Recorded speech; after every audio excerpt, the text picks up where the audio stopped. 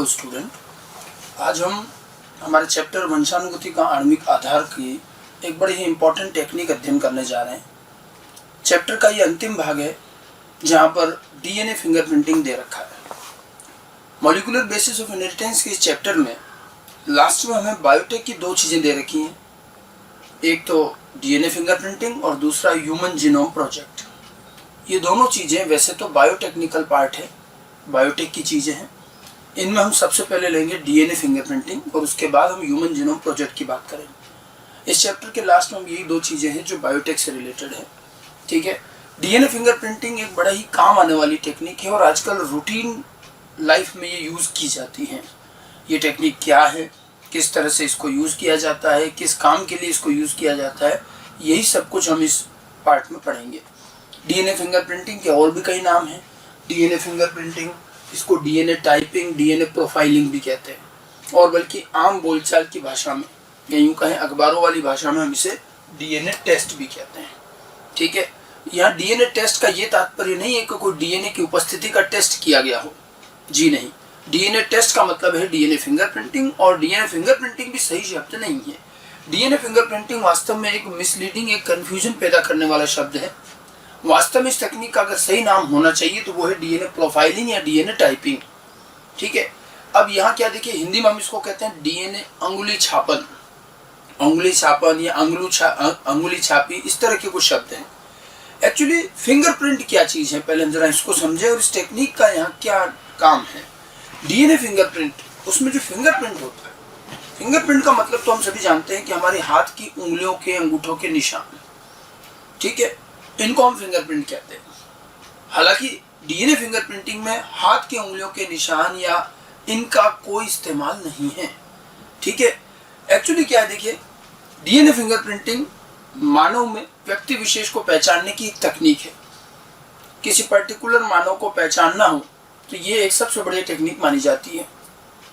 पहचानने की तकनीक तो और भी कई सारी है प्राचीन समय से, और कहा जाता है कि भारत में इसकी सबसे पहले शुरुआत हुई थी कि अंगूठे या उंगलियों के निशान से लोगों को पहचानना। भारतीय सभ्यता में हम अगर पुराना इतिहास देखें तो हमारे यहाँ पर यह बात बड़े ही हजारों सालों से ज्ञात है कि हर व्यक्ति के उंगलियों के निशान अलग अलग होते हैं और वो किसी दूसरे व्यक्ति से मैच नहीं करते। ठीक है, और इसीलिए आप देखिए भारत की जो पुरातत्व सभ्यता है उसमें आप देखिए कई बार किसी प्रकार के कार्य या किसी सहमति पत्र या किसी भी तरह का कोई भी एग्रीमेंट हो तो उसमें लोग अंगूठा लगाया जाता था। अंगूठा लगाना इस बात का प्रमाण होता था कि भाई आपने इस चीज को स्वीकार किया है, आपके सिग्नेचर हैं। सिग्नेचर के स्थान पर भारत में पहले अंगूठे लगाए जाते थे। ठीक है, अब आप देखिए अंगूठे लगाने की इस प्रक्रिया को लोगों के अनपढ़ होने से जोड़ दिया गया, जबकि ऐसा कतई नहीं था। यह दरअसल एक वैज्ञानिक तरीका था। मतलब उस जमाने में भी हम ये जानते रहे कि अंगूठे के निशान या उंगलियों के निशान हर व्यक्ति के अलग अलग होते हैं। जितने मानव है सबके अलग है, किसी का पैटर्न किसी से मैच नहीं करता। ठीक है, ये बात हो सकती है कि शिक्षा कम हो या जो भी हो, लेकिन उसका इससे सीधा जोड़ा जाना गलत हो गया और अंगूठा लगाना अनपढ़ होने की निशानी बन गया, जो बिल्कुल गलत था। जबकि हम उस समय विज्ञान में कितने आगे थे कि हमने लोगों के सिग्नेचर तो फिर भी कहीं कॉपी हो जाए, अंगूठे का निशान कॉपी नहीं हो सकता और उसकी वैधता ज्यादा है और इसीलिए लगाया जाता। बाद में अंग्रेज आए और भारतीयों को अंगूठा छाप कह करके अनपढ़ का निशानी दे दी गई। खैर, आप देखिए उस समय से हमें ये चीज पता थी। धीरे धीरे जब विज्ञान ने आगे प्रगति की तो अन्य जगहों पर भी लोगों को पता चलने लगा कि थंब प्रिंट, फिंगरप्रिंट तो सबके अलग अलग है। ठीक है, और अगर किसी को पहचानना हो तो इससे बढ़िया तरीका नहीं। और इसीलिए आज आप देखिए जगह जगह, छोटी छोटी जगहों पर आजकल अंगूठे के निशान, अटेंडेंस हो रही है तो किसी को पहचानना तो हर जगह काम आ रहा है। ठीक है, हम लोग पहले अंगूठा लगाते थे, फिर हमने सिग्नेचर करना शुरू किया, सब हम पढ़ लिख गए और आज वापस लौट के अंगूठे पे ही आ गए। ठीक है, एक्चुअली हाथ के फिंगरप्रिंट का हर जीव में, इस पृथ्वी पर हर जीव में कुछ न कुछ ऐसी चीजें होती हैं जो किसी अन्य से उसकी मैच नहीं करती, उसकी अपनी विशिष्ट होती। शेर के शरीर पर जो धारियां हैं वो किसी शेर के आपस में मैच नहीं करती, ऐसे हर जीव में है। मानव में अंगूठे के निशान, उंगलियों के निशान, और इससे हम लोगों को पहचानते आए हैं। आज क्राइम केसेस में, अपराधियों को पहचानने में, किसी और तरीके में लोगों को पहचानने में हम उंगलियों के निशान का इस्तेमाल करते हैं। इसको आजकल हम मशीनों से और सॉफ्टवेयर से करते हैं। मशीन आती है बायोमेट्रिक, जिस पर हम अंगूठा लगाते हैं वो स्कैन हो जाता है। ठीक है, तो ये तो एक तरीका है, लेकिन ये विज्ञान का यहाँ कोई लेना देना नहीं है। जिस तरह से हम अंगुली और अंगूठे के निशान से लोगों को पहचानते आ रहे हैं, उसी तरह से आज हमने पहचानने की एक तकनीक और बनाई, जिसमें हम व्यक्ति की डीएनए की गुणधर्म से उसको पहचानेंगे, डीएनए की विशिष्टताओं से पहचानते।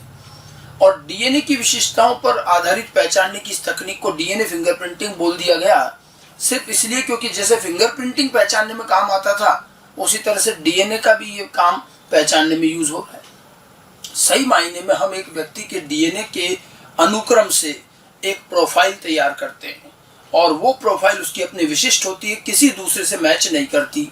और उसी प्रोफाइल को डीएनए प्रोफाइलिंग, डीएनए टाइपिंग कहते हैं, और सामान्य बोलचाल की भाषा में डीएनए फिंगरप्रिंटिंग, डीएनए टेस्ट कह देते हैं। तो एक बात तो ध्यान रखना कि डीएनए फिंगरप्रिंटिंग तकनीक में हाथ के उंगलियों के निशान का कोई इस्तेमाल नहीं है। हाथ के उंगलियों के निशान का जो तकनीक है वो अलग है, उसको डर्मेटोग्लाइफिक्स कहते हैं। ठीक है, यद्यपि हाथ की उंगलियों के निशान से भी लोगों को पहचान सकते हैं, लेकिन उसमें कुछ कमियां, कुछ सीमाएं हैं। जैसे हाथ, ये बात तो सही है कि उंगलियों के निशान किसी से मैच नहीं करते, लेकिन तब भी कभी कभी इससे हम व्यक्ति को ढंग से पहचान नहीं सकते। कारण ये है कि ये एक जैविक लक्षण है। हाथ की उंगलियों के निशान आयु बढ़ने के साथ साथ हल्के हो जाते हैं, घिस जाते हैं। इसीलिए आप देखो बूढ़े व्यक्तियों को, अधिक आयु के लोगों में उंगलियों के निशान अच्छे से नहीं आते, घिस जाते हैं। कई मजदूर और फैक्ट्रियों में काम करने वाले लोगों की हाथ की उंगलियों के निशान नष्ट हो चुके होते हैं, क्योंकि उनके काम करने का जो तरीका है या उनका जो लेबर है वो काम कर रहे हैं, केमिकल के साथ काम कर रहे हैं, तो नष्ट हो जाते हैं। किसी का हाथ जल जाए तो जलने से भी ये नष्ट हो जाता है। तो इसका मतलब ये हुआ कि हाथ की उंगलियों के निशान हर व्यक्ति के विशिष्ट तो हैं, लेकिन ये हमेशा एक जैसे बने नहीं रहते हैं, और ये नष्ट हो सकते हैं, प्राकृतिक रूप से भी नष्ट हो सकते हैं। और कोई अपराधी चाहे तो उसे जानबूझ करके अपने हाथ के उनके निशानों को नष्ट कर सकता है, पकड़ने से बचने के लिए। मान लीजिए कोई क्राइम कर रहा है और उसको लग गया कि मेरा हाथ की उंगलियों के निशान वहां रह गए, तो वो चाहे तो अपनी उंगलियों के निशान को नष्ट कर दे ताकि वो मैच ही ना हो। तो ये कुछ कमियां देखी गई। उसके बाद डीएनए पर आधारित ये पहचानने की तकनीक बनी। हालांकि आज भी लोगों को पहचानने में, अपराधियों को पहचानने में उंगलियों के निशान का उपयोग होता है, लेकिन वो एक सहायक एविडेंस के तौर पर ही काम आता है। लेकिन डीएनए फिंगरप्रिंट कुछ अलग है। यहाँ पर एक व्यक्ति के डीएनए, कोशिका में से डीएनए प्राप्त करके उससे एक प्रोफाइल बनाते हैं, और ये जो प्रोफाइल होता है उस व्यक्ति की अपनी सारी कोशिकाओं में एक जैसा बनता है। कारण कि एक व्यक्ति की सारी कोशिकाएं माइटोसिस से बनी हुई क्लोन होती हैं।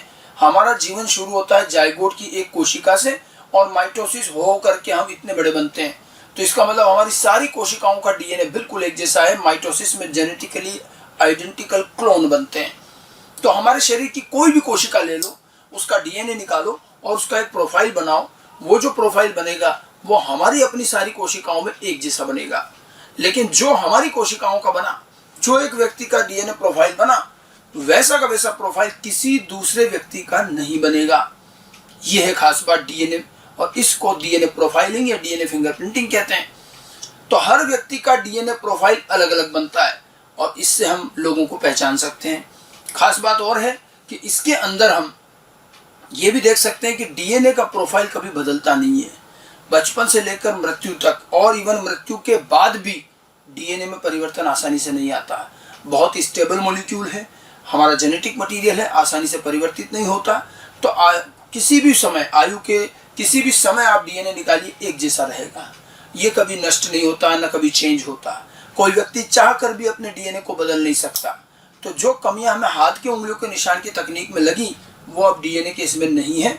और क्योंकि इसे बदला नहीं जा सकता और ये बदलता नहीं है, इसीलिए इसको पहचानने की अब सबसे अच्छी तकनीक मानी जाती है। इवन लोगों की मृत्यु के बाद हड्डियों में से भी डीएनए निकाला गया है और डीएनए फिंगरप्रिंट बनाकर उनकी पहचान की गई है। और आज भी आप देखिए अखबारों में कई बार बड़े बड़े जो ये डिस्प्यूटेड केसेस, क्राइम केसेस होते हैं, उसमें हम पढ़ते हैं खबरों में कि साहब व्यक्ति को पहचानने के लिए कोर्ट ने डीएनए टेस्ट करवाया। ठीक है, तो इसका मतलब डीएनए टेस्ट जो वो कहा जा रहा है वो दरअसल डीएनए फिंगरप्रिंटिंग तकनीक है। तो पहली बात तो ये समझ में आनी चाहिए कि डीएनए फिंगरप्रिंटिंग तकनीक क्या है। अगर मैं उसको परिभाषित करूं तो किसी व्यक्ति विशेष को उसकी डीएनए विशिष्टताओं के आधार पर पहचानने की तकनीक डीएनए फिंगरप्रिंटिंग कहलाती है। डीएनए विशिष्टताओं के आधार पर पहचानने की तकनीक, ठीक है। इस तकनीक को सर्वप्रथम एक ब्रिटिश वैज्ञानिक सर एलेक्स जेफरी ने 1980 के दशक में तैयार किया। ब्रिटिश वैज्ञानिक एलेक्स जेफरी द्वारा विकसित किया गया। कुछ समय बाद भारत में भी दो वैज्ञानिक इस तकनीक को लेकर आए। ये दो वैज्ञानिक थे प्रोफेसर लालजी सिंह और प्रोफेसर वीके कश्यप। इन्होंने ला करके भारत में इस फिंगरप्रिंटिंग की तकनीक की शुरुआत करी और ये काम हैदराबाद में किया गया था। और आज भी हैदराबाद में भारत की सबसे बड़ी फॉरेंसिक लेबोरेटरी है, CFL कहते हैं, central forensic laboratory. Forensic lab जो है अपराध विज्ञान शाखा होती है फॉरेंसिक, और उसमें अपराधियों को पहचानने में ही सबसे ज्यादा इसका उपयोग होता है। हैदराबाद में आज हम देखते हैं कि डीएनए फिंगरप्रिंटिंग के लिए एक अलग ही केंद्र बनाया हुआ है जिसे CDFD हैदराबाद कहा जाता है। CDFD क्या है? Centre for DNA fingerprinting and diagnosis.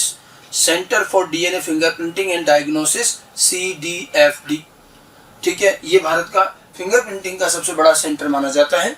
हालांकि और भी आजकल सब बड़े, लगभग सारे बड़े शहरों में डीएनए फिंगरप्रिंटिंग की सुविधा उपलब्ध है और ये बिल्कुल ऑटोमेटिक और मॉडर्नाइज्ड वे में होती है और लोगों को, अपराधियों को पहचानने की सबसे बढ़िया टेक्निक मानी जाती है। हमें हमारे इस टॉपिक में NCERT में इसके 3 हिस्से दिए हैं। हालांकि वो NCERT में बहुत मिक्स करके दिया हुआ है, तो केवल NCERT से पढ़ने पर ये टेक्निक समझ में नहीं आती। इस टेक्निक में हम 3 चीज़ें पढ़ेंगे पहले, उसके बाद हम NCERT पर जाएंगे। सबसे पहले तो इस टेक्निक का सिद्धांत, इसका प्रिंसिपल कि आखिर ये तकनीक किस पर आधारित है, फिर इसको काम करने का तरीका, इसका प्रोसीजर, लैब में ये कैसे किया जाता है, और तीसरा अंतिम भाग है इसका एप्लीकेशन कि इसका उपयोग क्या क्या है, लोगों को इससे कैसे पहचाना जाता है। ठीक है, तो सबसे पहला भाग हम इसमें शुरू करेंगे प्रिंसिपल। ठीक है, सिद्धांत क्या है और किस तकनीक, ये तकनीक किस सिद्धांत पर आधारित है। तो एक्चुअली पूरा का पूरा जो ये फिंगरप्रिंटिंग टेक्निक है मानव जीनोम की कुछ विशिष्टताओं पर आधारित है। हमारे जीनोम के डीएनए में कई ऐसी विशेषताएं मिली हैं जो आश्चर्यजनक है और उन्हीं में से कुछ विशेषताओं पर आधारित है डीएनए फिंगरप्रिंटिंग टेक्निक। इससे पहले मैं आपको बता दूं, मानव जीनोम का संपूर्ण अध्ययन हो चुका है। ठीक है, मानव जीनोम परियोजना हमारे इसी चैप्टर का अगला टॉपिक है। हम इसको बाद में पढ़ रहे हैं, पहले फिंगरप्रिंटिंग पढ़ रहे हैं। मानव जीनोम परियोजना में मानव के सारे जीनोम का अध्ययन किया गया। मानव में कुल मिलाकर 46 गुणसूत्र हैं, लेकिन 23 प्रकार के 46 गुणसूत्र हैं। उन 2300 प्रकार के गुणसूत्रों का डीएनए आज अध्ययन हो चुका है, एक एक का अनुक्रम ज्ञात कर चुके हैं। ठीक है, तो जीनोम के अध्ययन के बाद हमें जीनोम में कई ऐसी खास बातें मिली हैं जिनका उपयोग किया जा सकता है और वही हम यहाँ पर करते हैं। मानव जीनोम का अध्ययन करने पर एक विशेष बात हमें ये पता चली कि पूरी पृथ्वी पर जितने मानव है, उस परियोजना में अलग अलग मानवों के डीएनए सैंपल लिए गए, जीनोम के सैंपल लिए गए और जब तुलना की गई तो बड़े आश्चर्य की बात पता चली कि इतने अलग अलग दिखने वाले मानवों के डीएनए में इतना अंतर नहीं दिखा। और पृथ्वी पर उपस्थित सारे मानव या एक मानव से दूसरे मानव में ही देखा जाए तो 99.9% डीएनए समान होता है। केवल 0.1% का अंतर देखा गया।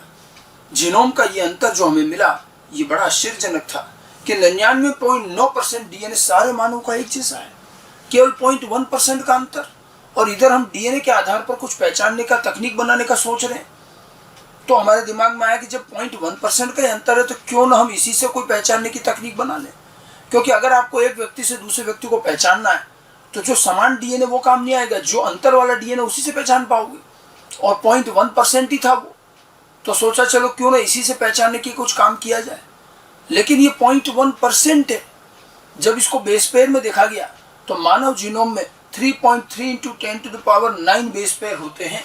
तो ये मैंने कुछ खास बात यहाँ पे लिख रखी। देखिए 99.9% डीएनए सभी मानवों का समान होता है, 0.1% का ही यहाँ पर अंतर होता है। ठीक है, अब मानव जीनोम में कुल बेस पेयर है 3.3 × 10⁹ बेस पेयर है। इसका 0.1% भी कितना होगा, 3.3 × 10⁶ बेस पेयर। अर्थात जो हमें लग रहा था कि 0.1% ही तो है, तो क्यों ना इसी से पहचान ले।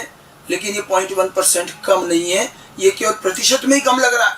वास्तव में ये कम नहीं है, बल्कि ये कितने बेस पेयर हुए, 3.3 × 10⁶ बेस पेयर। यानी कि एक व्यक्ति दूसरे व्यक्ति से इतने बेस पेयर में भिन्न होता है।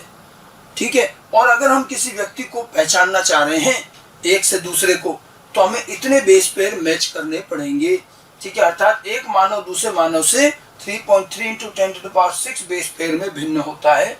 वो इतने बेस पेयर की पहचान, वो मिलान कर किसी को पहचानना अत्यंत मुश्किल एवं बेहद खर्चीला कार्य होगा। अर्थात हमें जल्दी ही ये बात समझ में आ गई कि मानव के जीनोम में जो प्राकृतिक अंतर है, जो हमें 0.1% कहा जा रहा था, ये 0.1% बहुत ज़्यादा है और कम से कम इससे हम आसानी से किसी को नहीं पहचान पाएंगे। ठीक है, तो ये तो हमने मानव के जीनोम में मिलने वाला प्राकृतिक अंतर बताया, लेकिन ये बहुत ज़्यादा है।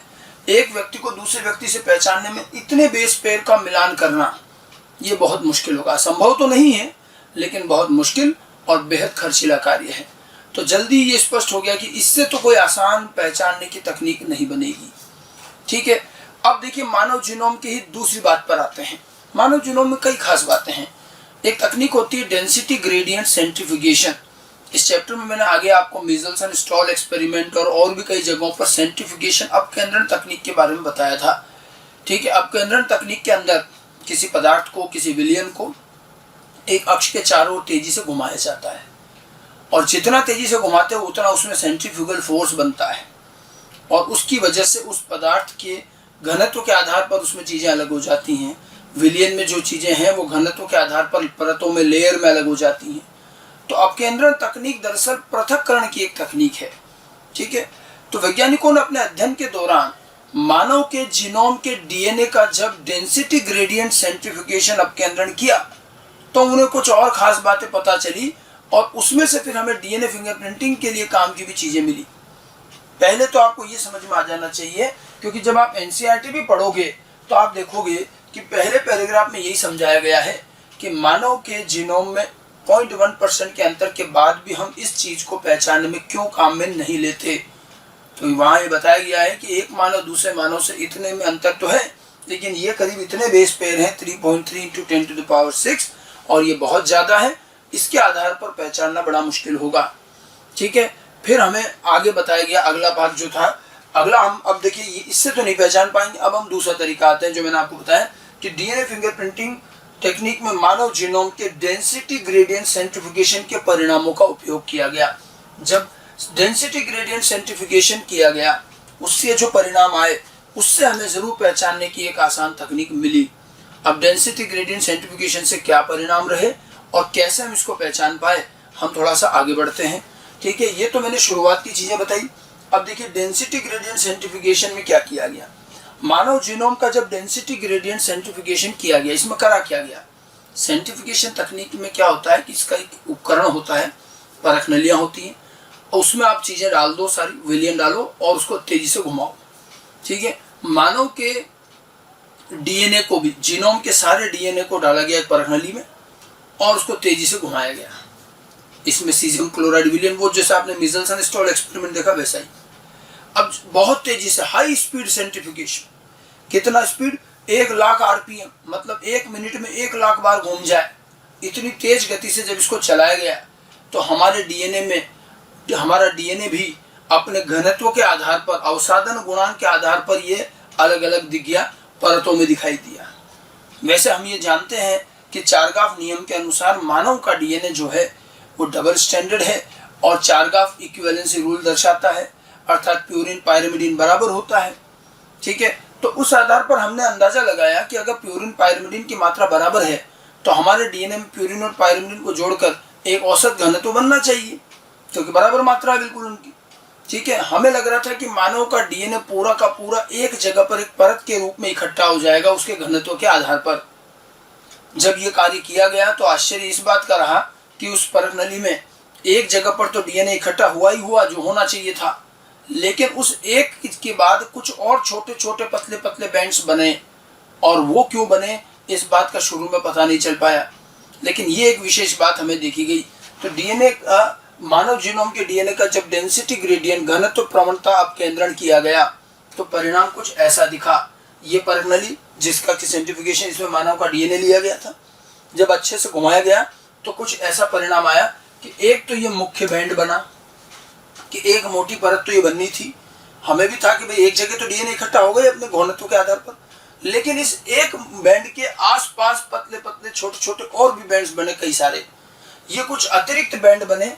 इन अतिरिक्त बैंड को माइनर बैंड्स या सैटेलाइट बैंड कहा गया। जो मुख्य बैंड था उसे मेजर बैंड कहा गया, बैंड के फॉर्म में, लेयर के फॉर्म में आया। ठीक है, तो ये अतिरिक्त जो बैंड आए जिनको माइनर बैंड्स कहा गया, सैटेलाइट कहा गया। सैटेलाइट का मतलब होता है किसी एक मुख्य चीज के आसपास की छोटी छोटी चीजों को हम सैटेलाइट कह सकते हैं। हमारे डीएनए में और गुणसूत्रों में सैटेलाइट का मतलब होता है एक ऐसा भाग जो ज्यादा काम नहीं आता हो, अतिरिक्त। तो ये सैटेलाइट बैंड भी कह दिया गया या इसे माइनर बैंड भी कहा गया। अब देखिए इस परिणाम में हमारे लिए नई बात क्या थी? नई बात थी अतिरिक्त बैंड। हमने सोचा था कि चारगाफ नियम के अनुसार तो डीएनए एक ही जगह इकट्ठा होना चाहिए, लेकिन यहाँ तो कुछ और भी बैंड्स बन रहे हैं। इससे क्या पता चला? इससे पता ये चला कि हमारे जीनोम में इसका मतलब कई जगहों पर कुछ कुछ डीएनए ऐसा भी है जिसका घनत्व औसत से अलग है। औसत घनत्व क्या हुआ कि प्यूरिन और पायरिमिडिन की मात्रा बराबर है तो दोनों को जोड़कर एक औसत घनत्व आ जाएगा। लेकिन इसका मतलब कुछ जगह पर या कुछ डीएनए ऐसा भी है जो औसत घनत्व से उसका घनत्व कम ज्यादा है और इसीलिए इनके बैंड्स अलग आए। सारे डीएनए का घनत्व औसत ही होता तो एक ही बैंड बनता, लेकिन कुछ अतिरिक्त बैंड बनने का मतलब कुछ डीएनए भिन्न है। अब इस सैटेलाइट बैंड, अतिरिक्त बैंड में कौन सा डीएनए आया, इस पर कार्य किया गया। जब इस परिणाम को ग्राफ में दर्शाया गया तो ग्राफ में ये ऐसे दर्शाया जाता है, और एक तो मुख्य शिखर वो एक मेन पीक बनती है और फिर छोटी छोटी पीक्स बनती है, ऐसे ग्राफ बनता है। ठीक है, ये ग्राफ में इसलिए बता रहा हूँ कि एनसीईआरटी ने थोड़ा सा जिक्र किया है कि जब डेंसिटी ग्रेडियंट सेंट्रीफ्यूगेशन किया जाता है तो एक तो उच्च शिखर बनता है और कई छोटे छोटे लघु शिखर बनते हैं, मेजर पीक, माइनर पीक। ठीक है, आपको ग्राफ की ज्यादा डिटेल में नहीं जाना, बट इस तरह का ग्राफ बनेगा। बड़ी सीधी सी बात है, एक जो मुख्य बैंड बना उससे तो ये मुख्य पीक बन जाएगी और जो कई सारे अतिरिक्त बैंड आए उससे ये लघु शिखर बनेंगे। तो ये ग्राफ के रूप में यही परिणाम ऐसे दर्शाया जाएगा। अब मेन बात क्या थी, हम उच्च शिखर के अंदर तो हम जान ही रहे थे कि हमारा जो ज्यादातर डीएनए वो तो सारा इसी में ही आया। हमें तो बस पता ये करना था कि ये अतिरिक्त जो बैंड आए, ये जो लघु शिखर आए, ये क्यों आए और ये कौन सा डीएनए है। ठीक है, क्योंकि ये सैटेलाइट बैंड कहे गए थे तो इस लघु शिखर के अंदर या माइनर पीक में जो डीएनए आया उसको बोल दिया गया सैटेलाइट डीएनए। क्योंकि ये सैटेलाइट बैंड थे जिनको सैटेलाइट डीएनए कह दिया गया। अब आज तो खैर सैटेलाइट डीएनए हम अच्छी तरह से जानते हैं, गुणसूत्र में भी सैटेलाइट होता है, डीएनए में भी होता है। सैटेलाइट डीएनए का मतलब है डीएनए का वो हिस्सा जो ज्यादातर काम नहीं आता है, अतिरिक्त रूप से है। ठीक है, निष्क्रिय भाग कह सकते हो आप, ऐसा डीएनए होता है। तो ये क्योंकि सैटेलाइट बैंड थे तो इनके डीएनए को सैटेलाइट डीएनए कहा गया, और सैटेलाइट डीएनए के अतिरिक्त बाकी सारा डीएनए इसमें आएगा मेजर पीक में। ठीक है, सैटेलाइट डीएनए में देखो कई तरह की चीजें हैं, मैं आपको क्लियर बता दूं। इसको समझने से पहले एक चीज और समझ लीजिए कि हमारे जीनोम में, जैसा कि मैंने आपको बताया कि दो मानवों से तुलना करोगे आपस में तो 99.9% डीएनए समान है, 0.1% अंतर है, ये तो अलग चीज होगी। एक व्यक्ति के जीनोम का जब पूरा अध्ययन किया गया, एक मानव का, तो बड़े आश्चर्यजनक परिणाम मिले। वो तो मैं आपको मानव जीनोम परियोजना में और बताऊंगा। ह्यूमन के जीनोम में बहुत सारा डीएनए, हर गुणसूत्र में एक डीएनए, 23 प्रकार के गुणसूत्र तो 23 प्रकार के डीएनए, और 23 प्रकार के जो अलग अलग गुणसूत्रों के डीएनए है ये आपस में मैच नहीं करते। गुणसूत्र 1 का जो डीएनए है उसका अनुक्रम अलग है, गुणसूत्र 2 का अलग है, 3 का अलग है, 4 का अलग है, ऐसे अलग अलग 23 प्रकार के डीएनए है। ठीक है, और इन 23 प्रकार के डीएनए को जब हम जोड़ देते हैं तो कितना लंबा धागा बनता है, 2.25 मीटर, 2.2 मीटर, ये मैंने पहले भी बताया था। ठीक है, अब आप देखिए इन हर गुणसूत्र के डीएनए के अंदर आप देखिए सारा डीएनए हमारा काम का थोड़ी है। बड़े आश्चर्य की बात है कि इतने सारे डीएनए में काम का डीएनए तो 2% से भी कम है। हम कहते हैं कि मानव के अंदर करीब 30 से 40 हजार जीन होते हैं, याद रखिएगा। और ये 30 से 40 हजार जीन और जितना उसके पास कुल डीएनए है ये बहुत ज्यादा है, और उस पूरे डीएनए में ये 40 हजार जीन केवल उसके 2% हिस्से में आ जाते हैं। हमारे जीनोम में 2% से भी कम हिस्सा होता है जो प्रोटीन बनाता है, जो जीन की तरह कार्य करता है, और 98% से ज्यादा डीएनए प्रोटीन नहीं बनाता, जीन नहीं। ये बड़ा आश्चर्य की बात है, इतना सारा फालतू का डीएनए हमारे पास है। ये जो 98% करीब डीएनए है जो प्रोटीन नहीं बनाता, ये नॉन कोडिंग डीएनए है क्योंकि प्रोटीन कोड नहीं करता। ठीक है, और उसी तरह के निष्क्रिय भागों को हम सैटेलाइट डीएनए कहते हैं। तो बहुत सारा भाग है जहां जीन नहीं है। वैसे भी देखिए, अगर हम मानव की बात करें, मैंने यूकैरियोट में आपको बताया था कि एक गुणसूत्र के डीएनए में मान लो एक जीन यहाँ है तो तुरंत दूसरा जीन लगातार नहीं होता, एक जीन के बाद बहुत दूर जाके दूसरा जीन है, और 2 जीन के बीच में लंबे लंबे गैप हैं। ठीक है, जीन अत्यंत दूर दूर हैं और बहुत बड़े बड़े गैप हैं। जितना लंबाई जीन की उससे कई गुना बड़े तो गैप है। लाखों बेस पेयर का गैप होता है। एक जीन यहाँ है, फिर बहुत बड़ा गैप, फिर दूसरा जीन है, बीच में काफी सारा खाली भाग। ठीक है, और ये बहुत बड़ा हिस्सा होता है 98% के आसपास जो प्रोटीन नहीं बनाता। ठीक है, सैटेलाइट डीएनए इसी प्रकार के निष्क्रिय डीएनए के लिए नाम दिया जाता है। अच्छा, दो जीन के बीच के जो बड़े बड़े खाली हिस्से हैं, जो डीएनए तो है लेकिन जीन नहीं है, वहां हम देखते हैं कि वहां कई तरह के डीएनए। जब आप एक जीन के बाद आगे बढ़ते हैं तो आप देखोगे दूसरे जीन के आने से पहले बीच में जो बहुत सारा खाली डीएनए है, उसमें आप देखो जगह जगह पर कुछ श्रृंखलाएं, एक ही प्रकार की श्रृंखला रिपीट हो रही, पुनरावृत्त डीएनए। एक बेस पेयर से लेकर बड़ी बड़ी श्रृंखलाएं, कभी कभी तो एक बेस पेयर, मान लो एडिनिन, तो एडिनिन एडिनिन ही बहुत बार आ गया। फिर आगे गए कोई 2-3 बेस पेयर की श्रृंखला एटी, तो eighty eighty eighty eighty repeat हो रही। मतलब आप ये समझने की कोशिश कीजिए, मैं अभी फिंगरप्रिंटिंग नहीं बता रहा हूँ, फिंगरप्रिंटिंग के प्रिंसिपल को समझने के लिए काफी सारी चीजें आनी चाहिए। तो ध्यान से सुने और बार बार सुने कि मैं कहना क्या चाह रहा हूँ। मैं मानव के जीनोम की खासियत बता रहा हूँ। हमारे जीनोम में जीन तो बहुत कम और दूर दूर हैं। जीन के बीच का जो डीएनए है उनमें कई जगहों पर एक ही प्रकार की श्रृंखला बार बार रिपीट हो रही है, और ऐसे डीएनए को पुनरावृत्त डीएनए कहते हैं। हालांकि दो जीन के बीच में सारा डीएनए पुनरावृत्त नहीं है। पुनरावृत्त डीएनए तो बीच बीच में आता है, बाकी सामान्य अपुनरावृत्त डीएनए भी है। अर्थात मैं कहना ये चाह रहा हूँ कि 98% का जो यूजलेस डीएनए है, जो जीन नहीं है, उसमें काफी सारा पुनरावृत्त डीएनए है, तो काफी सारा अपुनरावृत्त डीएनए भी है। बट ये दोनों ही एक प्रकार के निष्क्रिय डीएनए है, ये जीन नहीं है। तो सैटेलाइट डीएनए में देखिए, जहां पुनरावृत्ति होती है, एक ही प्रकार की श्रृंखला बार बार रिपीट हो रही है, हजारों बार, तो उस जगह का औसत घनत्व आपका अलग आएगा। वहां प्यूरिन पायरिमिडिन का संतुलन नहीं चल पाता है, और जहां भी पुनरावृत्ति होती है, पुनरावृत्त डीएनए का औसत घनत्व बाकी औसत से अलग आएगा। और इसीलिए ये जो आपको अलग अलग बैंड्स दिख रहे हैं, अब हमें समझ में आया कि ये अतिरिक्त जो बैंड्स थे ये पुनरावृत्त डीएनए के, पुनरावृत्त डीएनए का घनत्व बाकी डीएनए के औसत घनत्व से अलग आएगा, क्योंकि वहां एक ही श्रृंखला बार बार रिपीट हो रही है। तो ये जो माइनर पीक आया, जिसको हम सैटेलाइट डीएनए कह रहे हैं, सैटेलाइट डीएनए तो हमारा निष्क्रिय डीएनए है। इसमें पुनरावृत्त भी है और अपुनरावृत्त भी आ जाता है। हालांकि ज्यादातर इसमें पुनरावृत्त है। मानव जीनोमिक डीएनए का ये निष्क्रिय भाग होता है, और मुख्यतः रिपीटेटिव डीएनए या पुनरावृत्त डीएनए का बना होता है। तो ये जो लघु शिखर आए, अब हमें समझ में आना चाहिए कि मानव के जीनोम का जब डेंसिटी ग्रेडियंट सेंट्रीफ्यूगेशन किया गया, तो जो उच्च शिखर आया वो किसका मिला और लघु शिखर किसके मिले। लघु शिखर माइनर बैंड्स के थे, और ये डीएनए का निष्क्रिय भाग है, सैटेलाइट डीएनए, और उसमें भी मुख्य रूप से पुनरावृत्त डीएनए। पुनरावृत्ति की वजह से इसकी डेंसिटी बाकियों से अलग आती है और ये अलग दिखता है। इस पुनरावृत्त डीएनए को छोड़कर बाकी सारा डीएनए वो सब किस में गया, उच्च शिखर में। वहां तो औसत घनत्व चलेगा।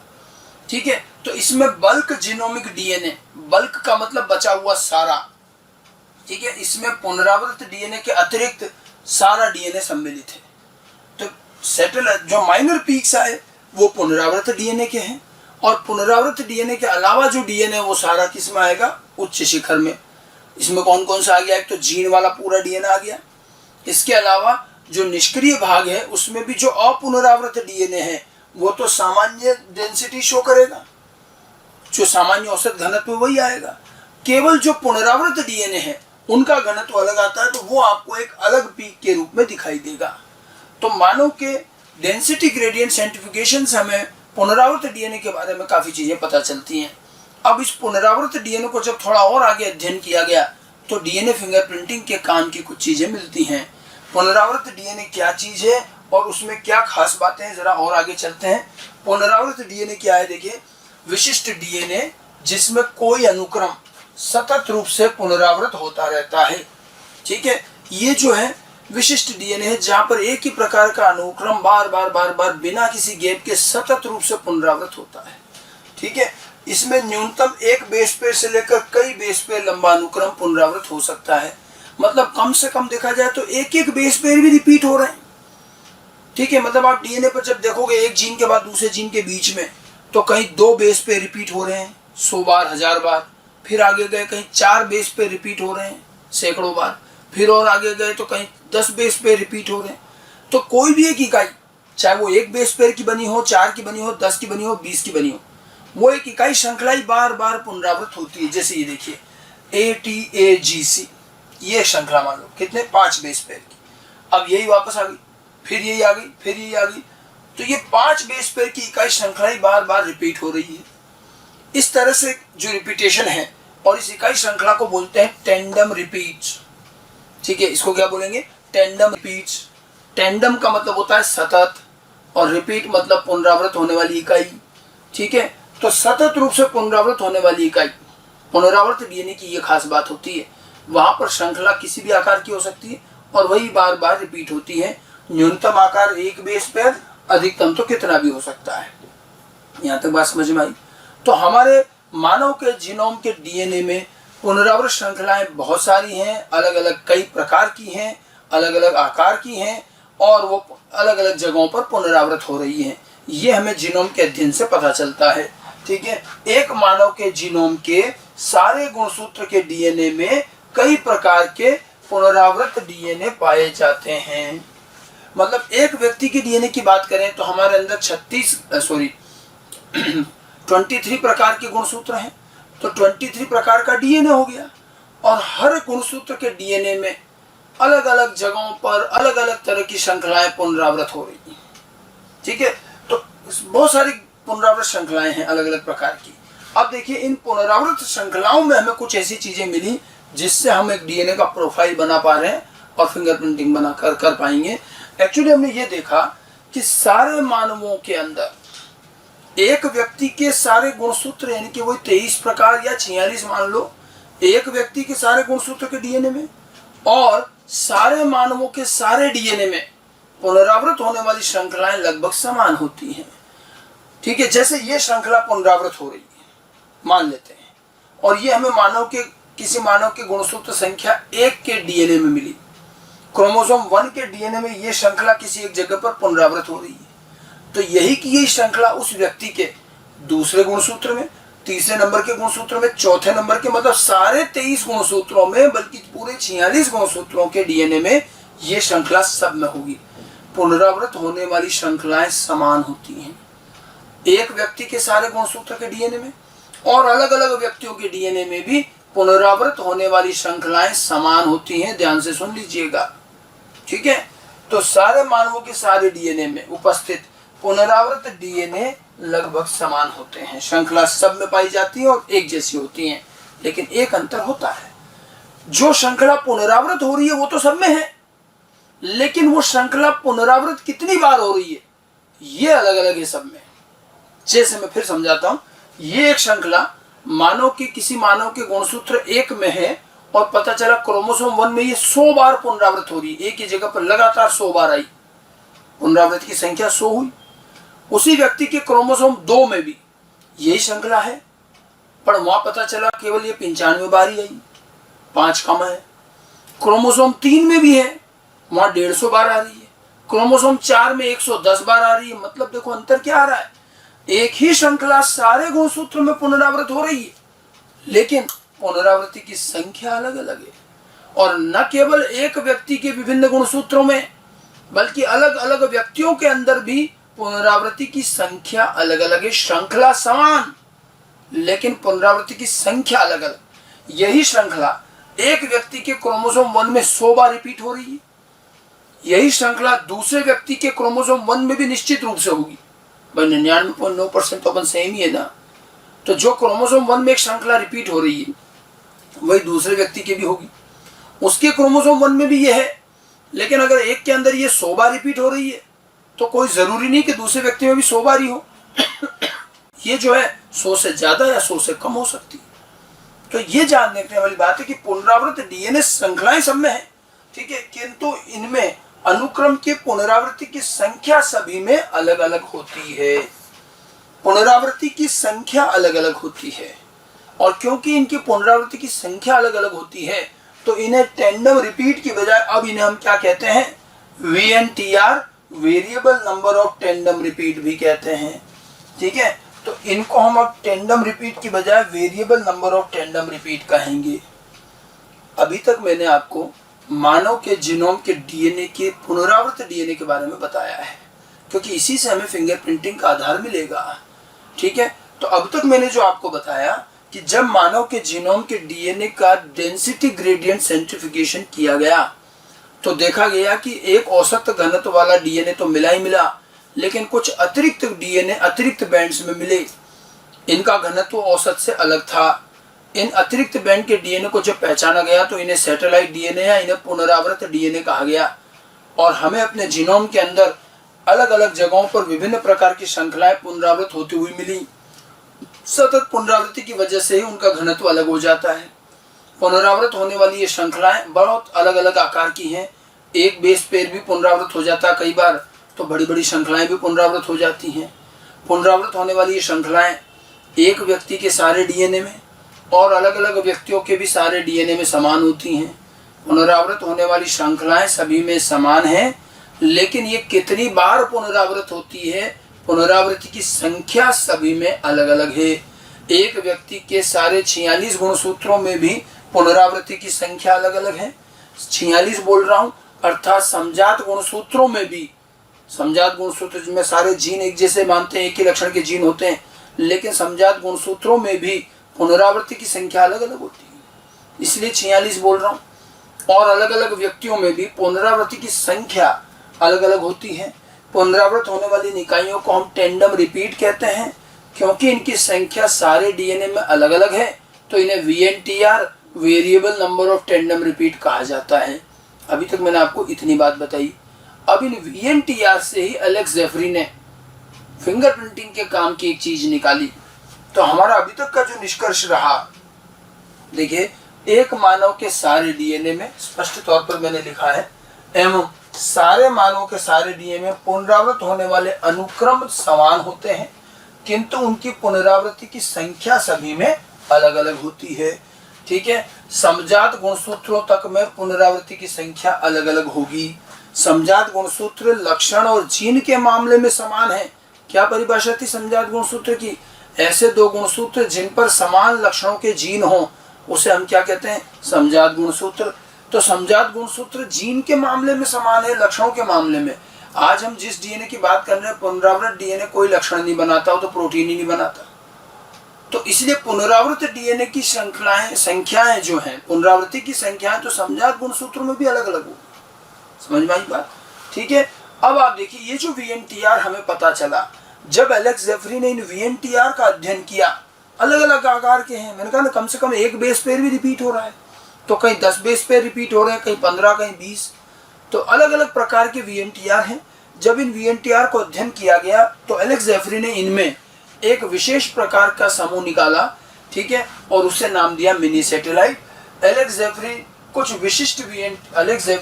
विशिष्ट VNTR को मिनी सैटेलाइट का नाम दिया, और ये VNTR का ही दूसरा नाम मान सकते हो। एलेक्स जेफरी ने कुछ विशिष्ट VNTR को मिनी सैटेलाइट का नाम दिया, अर्थात सैटेलाइट डीएनए का एक छोटा हिस्सा मिनी सैटेलाइट। मिनी सैटेलाइट है वही पुनरावृत्त डीएनए VNTR। क्यों नाम अलग किया गया? देखिए, इस मिनी सैटेलाइट में कम से कम 11 से 60 बेस पेयर लंबी पुनरावृत्त इकाइयां होती है। मैंने आपको क्या कहा? पुनरावृत्त डीएनए तो कई तरह का है। न्यूनतम एक बेस पेयर भी पुनरावृत्त हो रहा है, कहीं 2 बेस पेयर पुनरावृत्त हो रहे हैं, कहीं 3, कहीं 5।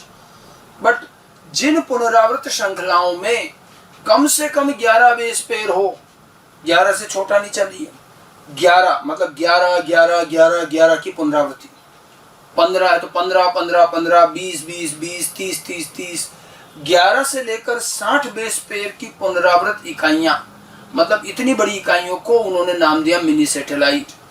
अब 11 से छोटे साइज की भी पुनरावृत्त इकाइयां हैं, लेकिन उनको मिनी सैटेलाइट में नहीं रखा गया। एलेक्स जेफरी का कहना था कि जिनमें 11 बेस पेयर से 60 बेस पेयर के मध्य के आकार की पुनरावृत्त इकाइयां हैं, उनको हम मिनी सैटेलाइट कहेंगे। आमतौर पर ये जो पुनरावृत्त इकाइयां मिनी सैटेलाइट होती है, ये AT प्रचुर होती है, मतलब इसमें एडेनिन थायमिन थोड़ा ज़्यादा होता है, ग्वानिन साइटोसिन कम होता है। ये तो जो नेचुरल है वो है, इसके पीछे बहुत बड़ा कारण नहीं। ये AT प्रचुर है, लेकिन एक खास बात, क्यों 11 से 60 वाला ही लिया? क्योंकि एलेक्स जेफरी ने देखा कि जब 11 बेस पेयर से 60 बेस पेयर के मध्य के आकार की पुनरावृत्ति होती है, तो आमतौर पर ये जहाँ भी पुनरावृत होते हैं, जहाँ से इनकी पुनरावृत्ति शुरू हुई और जितनी बार रिपीट होकर आगे खत्म हुई, तो पुनरावृत्ति शुरू होने से पहले और खत्म होने के बाद इस पुनरावृत्त श्रृंखला के दोनों तरफ पैलिंड्रोमिक श्रृंखलाएं मिलती हैं, पैलिंड्रोमिक डीएनए अनुक्रम मिलता है। अब पैलिंड्रोम पता होना चाहिए। डीएनए में बताया गया था आपको कि ऐसा डीएनए जिसके दोनों सूत्रों पर एक निर्धारित दिशा में चलने पर समान श्रृंखला आए, 5 से 3 इधर भी पढ़ो, 5 से 3 इधर भी पढ़ो, समान श्रृंखला, उसको पुनरावृत्त पैलिंड्रोम कहते हैं। और ये पैलिंड्रोम को रेस्ट्रिक्शन स्थल भी कहते हैं। अभी बायोटेक में आप आगे पढ़ेंगे एक एंजाइम के बारे में, रेस्ट्रिक्शन एंडोन्यूक्लियेज। रेस्ट्रिक्शन एंडोन्यूक्लियेज एक ऐसा एंजाइम है जो डीएनए को काट देता है, और डीएनए को ये हमेशा वहीं से काटता है जहाँ पैलिंड्रोम होता है। ठीक है, तो रेस्ट्रिक्शन एंडोन्यूक्लियेज बायोटेक में बहुत काम आएगा, याद रखिएगा नाम। और ये एंजाइम डीएनए को काटते हैं, लेकिन हमेशा पैलिंड्रोम से काटते हैं, और इसीलिए पैलिंड्रोम को रेस्ट्रिक्शन स्थल भी कहते हैं, क्योंकि वहां से रेस्ट्रिक्शन एंडोन्यूक्लियस डीएनए को काट देते हैं। ठीक है, अब आप देखिए जो 11 से 60 बेस पेयर लंबे वीएनटीआर थे, जिनमें कम से कम इस आकार की पुनरावृत्ति हो रही है, उनके दोनों तरफ हमें क्या मिले? पैलिंड्रोमिक डीएनए अर्थात रेस्ट्रिक्शन स्थल।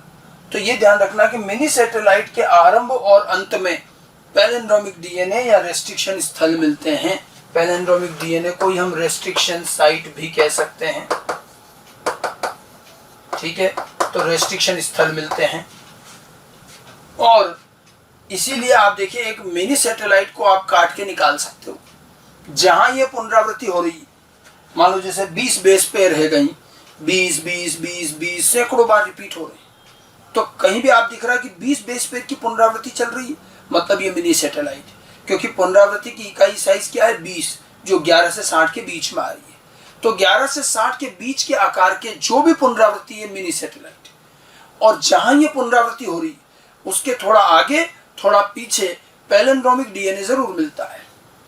तो एलेक्स जेफरी का कहना था कि इसका मतलब तो ये हुआ कि मैं इस मिनी सैटेलाइट को काट के निकाल सकता हूं, क्योंकि पैलिंड्रोम जहां है वहां से रेस्ट्रिक्शन एंडोन्यूक्लियस से डीएनए को काट दो, रेस्ट्रिक्शन स्थल भी तो होते हैं।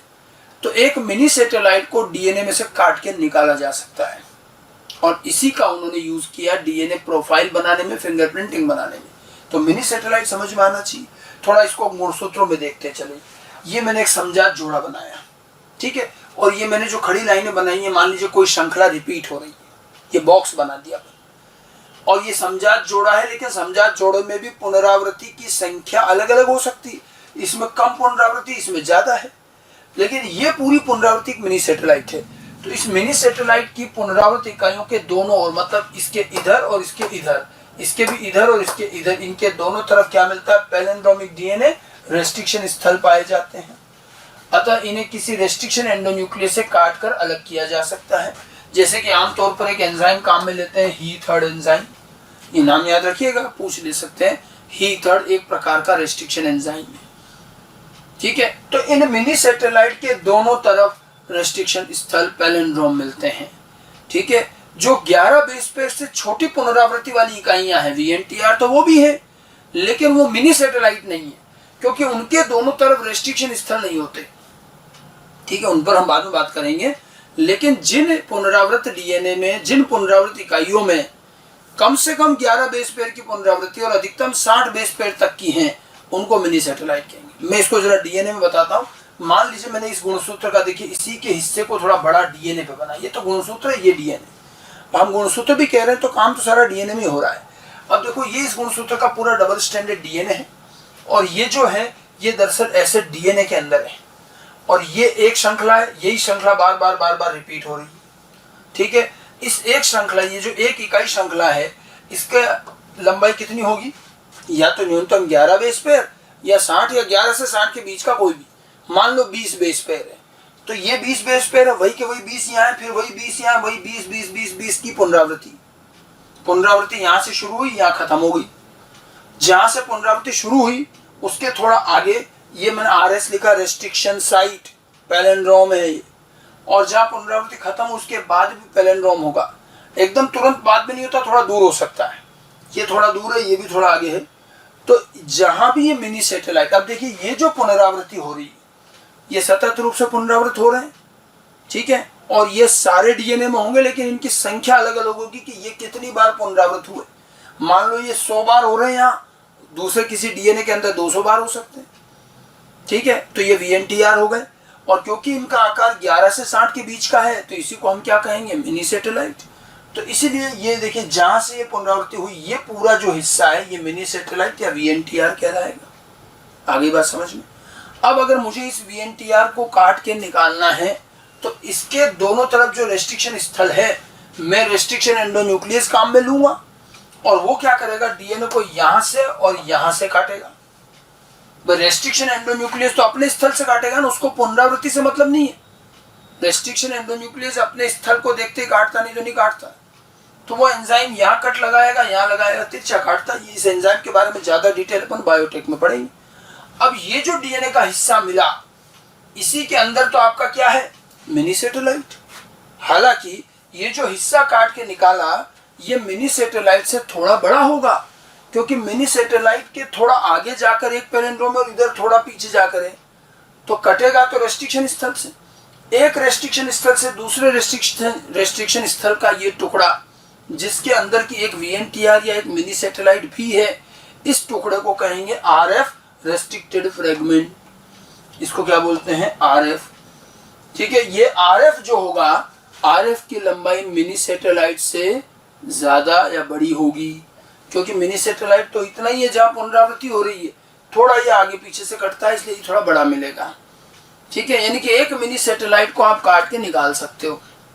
हालांकि पूरी तरह से मिनी सैटेलाइट नहीं आएगा, थोड़ा बड़ा हिस्सा मिलेगा, और उस हिस्से को हम रेस्ट्रिक्टेड फ्रेगमेंट RF कहेंगे। ये फ्रेगमेंट है पूरा रेस्ट्रिक्शन एंडोन्यूक्लियस से काटा हुआ, एक रेस्ट्रिक्शन स्थल से दूसरे रेस्ट्रिक्शन स्थल, ये क्या बना, RF।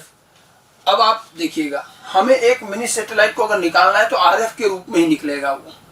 ठीक है, अब आप देखिए, अगर कोई एक पर्टिकुलर प्रकार का मिनी सैटेलाइट, मैंने कहा ना हर प्रकार का मिनी सैटेलाइट सारे डीएनए में है, तो आपको सारे डीएनए में मिलेगा, तो उसका RF भी आप सबसे निकाल सकते हो। अच्छा, RF कितना बड़ा मिलेगा, ये किस चीज पर निर्भर करेगा, ये निर्भर करेगा मिनी सैटेलाइट में पुनरावृत्ति की संख्या। श्रृंखला तो वो की वही चल रही है, लेकिन अगर पुनरावृत्ति कम हुई है तो छोटा RF बनेगा, ज्यादा पुनरावृत्ति है तो बड़ा RF मिलेगा। तो आप समझिए क्या कहा मैंने, हमने अभी क्या कहा था कि एक व्यक्ति के सारे डीएनए में एवं अलग अलग व्यक्तियों के भी सारे डीएनए में पुनरावृत होने वाली श्रृंखलाएं समान होती हैं, किंतु उनकी पुनरावृत्ति की संख्या अलग अलग होती है। अब पुनरावृत्ति की जब संख्या अलग अलग होगी, तो इसका मतलब RF की लंबाई भी तो कम ज्यादा होगी। RF की लंबाई सीधा सीधा किस पर निर्भर कर रही है, पुनरावृत्ति की संख्या पर। ठीक है, मैं अगर अब आपसे कहूं कि 20 बेस पेयर की पुनरावृत इकाई श्रृंखला वाला मिनी सैटेलाइट और उसका RF यदि मैंने गुणसूत्र संख्या 1 से प्राप्त किया, तो क्या इसी मिनी सैटेलाइट का RF बाकी गुणसूत्रों से भी मिलेगा? तो निश्चित रूप से मिलेगा, क्योंकि वो 20 बेस पेयर जो गुणसूत्र 1 में रिपीट हो रहे हैं, वो 2 में भी तो है, वो 3 में, 4 में, श्रृंखलाएं तो सब में है ना, श्रृंखला तो सब में समान है, तो वो मिनी सैटेलाइट सब में है, तो सब में से RF निकाल सकते हो। लेकिन सारे गुणसूत्र से प्राप्त RF की लंबाई क्या समान होगी? पुनरावृत होने वाली श्रृंखला तो सब में है, लेकिन पुनरावृत्ति की संख्या अलग अलग है।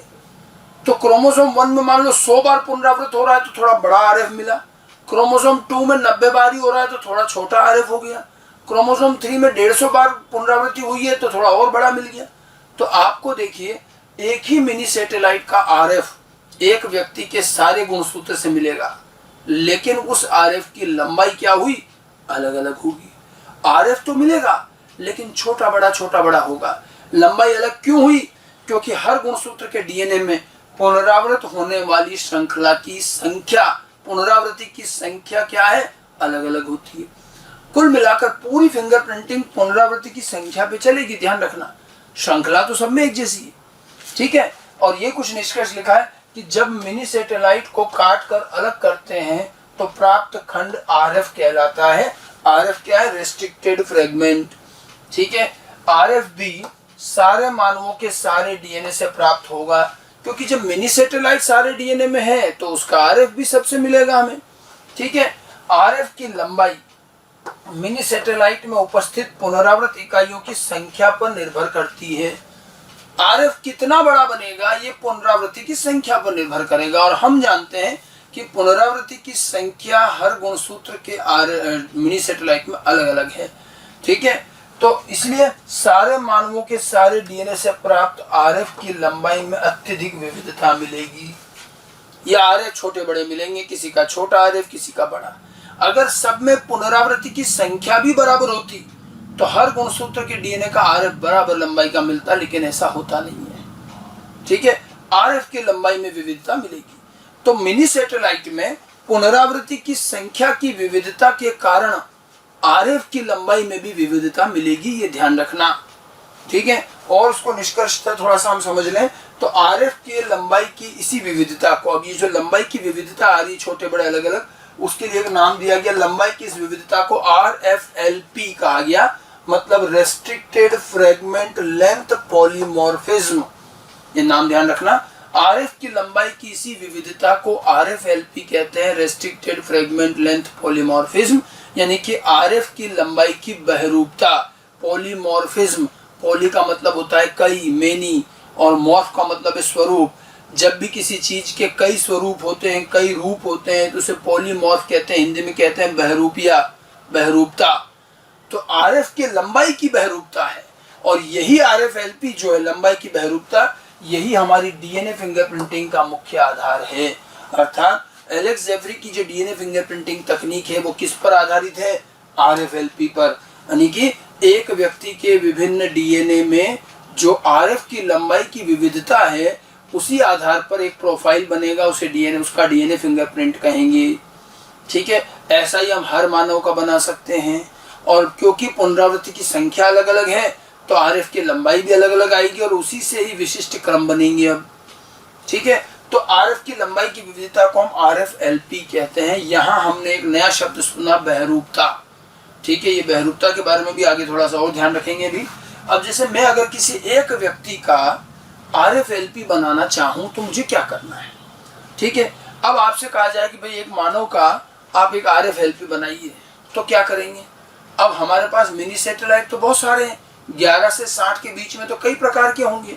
तो सबसे पहले हम एक मिनी सैटेलाइट का चयन करेंगे। मान लीजिए हमने एक मिनी सैटेलाइट चयन किया जिसमें 20 बेस पेयर की पुनरावृत्ति हो रही है। ठीक है, अब वो 20 पुनरावृत्त हो रहे हैं।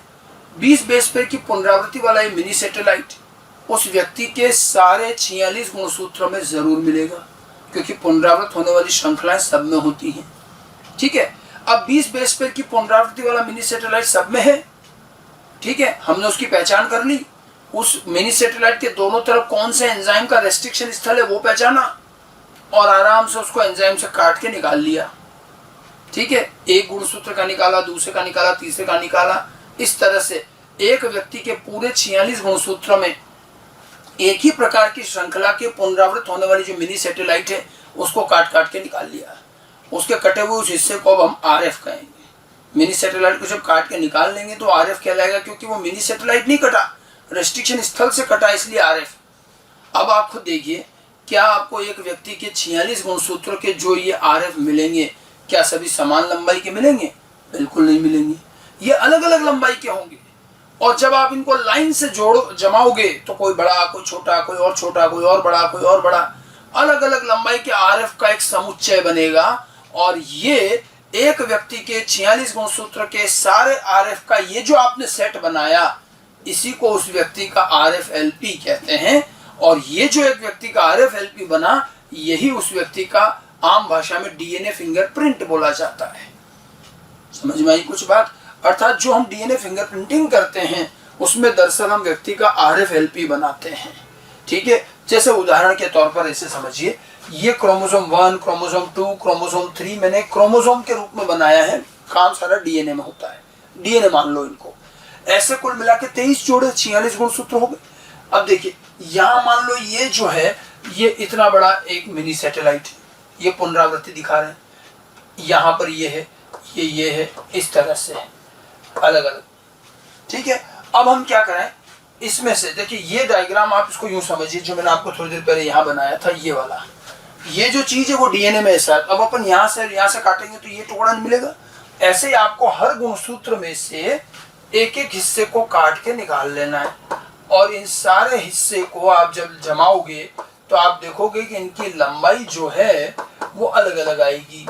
अब मान लो ये बड़ा टुकड़ा है, फिर ये छोटा है, ये इस तरह से अलग अलग लंबाई के 46 गुणसूत्रों के टुकड़े मिले। इस पूरे टुकड़े को मैंने ऐसे बना दिया है, ठीक है। तो ये जो चीज बनी, अब एक व्यक्ति के 46 गुणसूत्रों का ये जो पूरा सेट बना, अलग अलग लंबाई के RF, ये सब के RF ले लिया अपन ने, ये जो बना ये उसका क्या है, RFLP, ठीक है, रेस्ट्रिक्टेड फ्रेगमेंट लेंथ पॉलीमॉर्फिज्म। देखिए रेस्ट्रिक्टेड फ्रेगमेंट की लंबाई की बहरूपता दिख रही है, इसको लेंथ पॉलीमॉर्फिज्म कहते हैं। और यही उस व्यक्ति का क्या हो जाएगा, DNA फिंगरप्रिंट। तो वास्तव में एक व्यक्ति का DNA फिंगरप्रिंट एक्चुअली उसका RFLP है, रेस्ट्रिक्टेड खंड की लंबाई की बहरूपता अलग अलग प्रकार के। और देखिए ये किस तरह का दिखेगा, ये RFLP एक बारकोड जैसा दिखता है। बारकोड जानते हो, आजकल हर चीजों पर वो काली काली लाइनें आती, बारकोड जिसको मशीन से रीड करते हैं। सारे बारकोड दिखते एक जैसे, लेकिन हर एक का अर्थ अलग अलग होता है। तो ये भी एक बारकोड जैसा है, एक मानव का बारकोड। इसे कई बार लोग कहते हैं DNA सिग्नेचर। अब आप देखिएगा, एक व्यक्ति के 46 गुणसूत्र से जो ये सेट बना, उस व्यक्ति की किसी दूसरी कोशिका से ले लो, यहां से लेके यहां से ले लिया, उधर से ले लिया, हड्डी से ले लिया, मांसपेशियों से ले लिया, एक व्यक्ति की सारी कोशिकाएं जेनेटिकली आइडेंटिकल होती हैं। तो एक व्यक्ति की एक कोशिका में जो 46 गुणसूत्र हैं, वही तो उसके दूसरी कोशिका में भी हैं। तो उस व्यक्ति की केस में एक व्यक्ति की कोई सी भी कोशिका ले लो, सबका RFLP एक जैसा बनेगा। एक व्यक्ति की समस्त कोशिकाओं में सेम RFLP आएगा, लेकिन जो एक व्यक्ति का ये सेट आया, ऐसा का ऐसा सेट अब किसी दूसरे व्यक्ति का नहीं आएगा। ये जो अलग अलग लंबाइयों का जो ये बारकोड है, इनमें बदलाव आएगा। मतलब भाई बहन भी है तो, माता पिता भी है तो, परिवार के सदस्यों में भी हर व्यक्ति का ये RFLP अलग अलग आएगा। हाँ, भाई बहन है, माता पिता समान है, तो कई सारे RF की लंबाई समान आ सकती है, बट पूरा सेट फिर भी समान नहीं आएगा। और हम इस पूरे सेट का मिलान करते हैं, ये हमें एक मिला, ठीक है। अब जैसे हमें मान लीजिए कहीं पर कोई ब्लड पड़ा हुआ मिला, हमने उस रक्त की कोशिकाओं से RFLP बनाया। अब जिस व्यक्ति का ये रक्त है, उसके शरीर की सारी कोशिकाओं का और उस रक्त की कोशिका RFLP तो सेम आएगा। तो हम अब उस रक्त की कोशिका से जो हमने RFLP बनाया, उससे हम बाकी लोगों को ढूंढेंगे, उनका RFLP बनाएंगे। जिस व्यक्ति का RFLP उस रक्त की कोशिका से मैच करेगा, अर्थात ये रक्त उसी व्यक्ति का गिरा है, ठीक है, और किसी दूसरे व्यक्ति से ये RFLP मैच नहीं करेगा, लंबाई में कहीं ना कहीं अंतर आएगा ही आएगा।